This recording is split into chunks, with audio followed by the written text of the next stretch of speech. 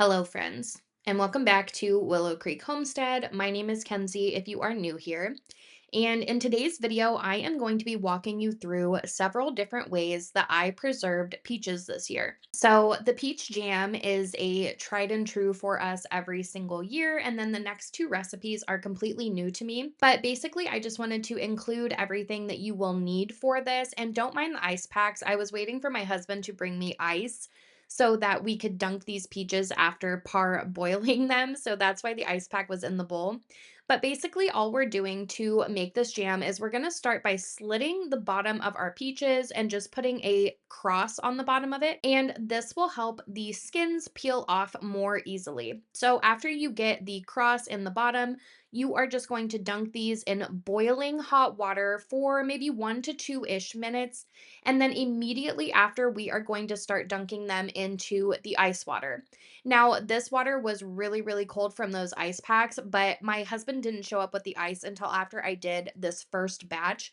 But the skin still peeled off really, really easy for me. Sometimes I get peaches like during the seasons and things where the skins do not peel off well at all, but these ones were actually really, really easy to work with. And then to preserve the peaches while I am peeling all of the skins off, because this does take a while if you have a big, big batch to do, I go ahead and I put some lemon juice in a big bowl of water, and that just helps preserve the peaches so that they don't turn brown and so that we can finish peeling all of them and they still maintain that really, really beautiful orange color. So all of the peaches go in the bowl of lemon juice, and then all of the pits and the skins I am putting in a freezer bag back behind the bowl so that we can save those. Now, some people make like a peach pit jelly out of it. You can do a lot of different things with your like scraps and leftovers with the skins and the pits. But for this week, I decided to make peach simple syrup. So that is one of the next recipes that we will go over together. And it turned out absolutely phenomenal. So, as you are getting your peaches ready to be turned into jam or whatever other recipe you are doing, just make sure that you're saving those skins and pits because they do come in handy later. So here is everything all done. Here is all the scraps, and then I just stick that in the freezer and I can add to it as I make more recipes. Now, here is my pectin mix. I buy this in bulk at an Amish store. So you are going to have to go by the ratio of whatever recipe you are using. But for my recipe, I am measuring all of the peaches out that are required, and then I ended up tripling the batch. Now, I want to say that a lot of people say not to double or triple jam and jelly recipes. I have personally never had a problem doing that. But if you are not comfortable making a triple batch or double batch of jam, just do this one step at a time. So basically, after I measure all of my peaches out and I know what is what for each batch, I go ahead and I add my fruit pectin into this because the powdered pectin needs to come up to a hard boil with the fruit in order to activate. So as all of that is working up to a boil and starting to get soft, I just go ahead and use my immersion blender to smooth all of this down. And this is where it kind of gets fun because you could leave chunks in this. Like you could leave 4 or 5 peaches and dice them up if you wanted like chunks of peaches in your jam, or if you wanted to leave it, a little bit more of like a whole peach in this. Like you can really, really get creative. My family and I, we like a smooth jam, so that is what I did. And as you can see, this was starting to come up to a really hard boil. It just looks like it wasn't because the jam is so thick. But then I start adding in all of my sugar. And I think in total it was about 15 to 16 cups of sugar. I know that sounds like a crazy amount, but we just eat this on, toast or cream cheese and crackers. So it's not like we are consuming this every single day. Something else I did want to mention though, and I left a little bit of the clip in here, is it is said to add all of the sugar at once. However, I find that things can burn very, very easy whenever you do that. So I add a little bit at a time and then I stir it all together. And then once this comes to a rolling boil, which means you cannot stir the boil away, then we need to let this boil for 1 solid minute and then it is ready to can up. And I don't personally mind the foam. Some people do care, other people don't. But if the foam is of a worry to you, you can always add a little dollop of butter into this as you're making it, and then it won't be so foamy. Sometimes you can see that in the jar, sometimes you can't. Like I said, it doesn't bother us, but if it bothers you, feel free to scrape it off the top or add some butter. So basically, after all of this is done, I start jarring it up, and I have done this long enough. I could tell that this jam was going to set really good because as this starts to cool down, you can tell by the sides of your pot, the jam will start to set and thicken. But if you are new to canning and you are unsure that your jam is going to set or it's going to be super thick, feel free to stick a spoon in the jam, and then you can go ahead and put it in your freezer for just like a minute. And if it sets on the spoon in the freezer for you, then it will set up in the jar just the same way. And peach jam is my absolute favorite. I hadn't canned this for probably like the first 2 years that I started canning. I never canned peach jam, and after trying it one time, my family and I now can't go without it at all. It is a staple in our house, and I don't think I canned enough of it to last us an entire year, but that's okay. Everything has been crazy with the house and moving and whatnot, so we are still super thrilled to have some of the jars that we have, and these make amazing Christmas gifts. So if you have any family members that love jam, peach jam is a definite giveaway for the holidays. And look at that, you guys. These are so beautiful.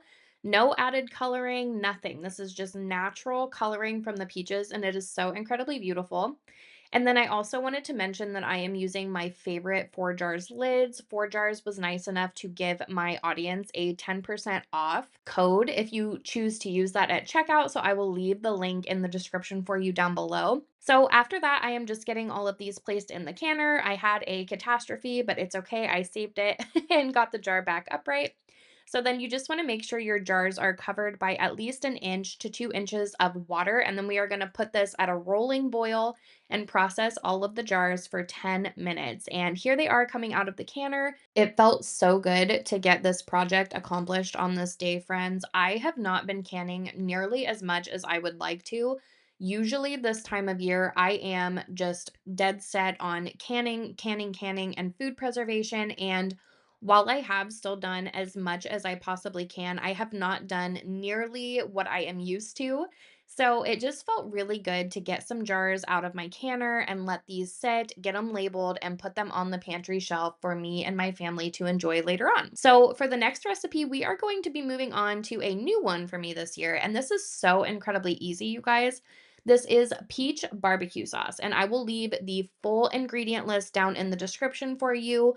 I did tweak this just a little bit, but like I said, it's super, super simple. Basically, you just put all of your ingredients in a pot. You go ahead and you bring this up to temperature where everything is smooth enough to just go ahead and immersion blend. And then we are just adding in some sugar. Now, this did call for white sugar, but I chose brown sugar just because I like the flavor components of brown sugar in barbecue sauce. But then it also called to add some vinegar and then a bunch of honey. And of course, my honey was crystallized. My honey is always crystallized whenever I need it for a recipe. But then I'm just adding in some paprika, some red hot chili flakes, and then some Worcestershire sauce. And you could probably find a recipe that has, different ingredients and things like that if you aren't a fan of the way that I made it. I have not cracked open any of these jars. So, what I want to do is find a recipe and make it with you guys and do a review on it. Now, the day that I made it, it tasted absolutely amazing. The only thing that I wish it would have had is a little bit more of a peachy flavor. So I'm wondering if the next time that I go to make this, if I leave out maybe like the Worcestershire sauce or just don't do as much sugar, if it would have that peachy flavor. I don't know. For my barbecue sauces, I am a really big like sweet barbecue sauce fan. Like, I like it almost like caramelized, if that makes sense. Like, I want to put it on meat and it to be super sticky. And I felt like this barbecue sauce really didn't have that component, but it still tasted amazing. So I'm going to find a recipe and we are definitely going to test this out together. And if you guys have ever made peach barbecue sauce, maybe leave the recipe down below for me so that I can test it out myself as well. But regardless, I will find a way to use this. I was thinking maybe on like a pork tenderloin marinated or doing like some freezer meal prep. This would come in handy.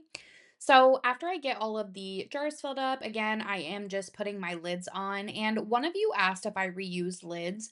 I do, but only one time. So I do not reuse lids multiple times, and I only reuse them if they are in good shape. So if you see writing on the top of the lids, that is what that is from. And then I'm just going ahead and using my pressure canner as a water bath canner for these.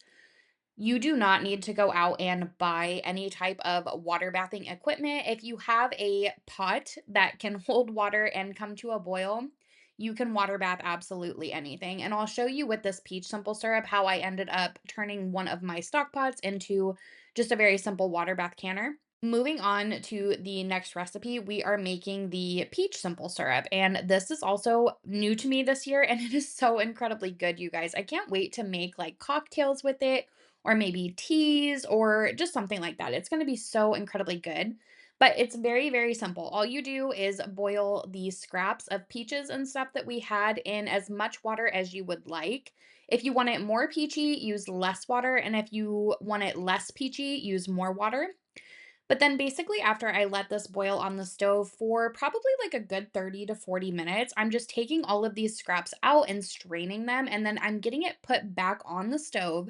And then I am adding sugar to taste. So all in all for mine, I used about 2 cups of sugar. And if you want it sweeter, use more. If you would like it less sweet, use less.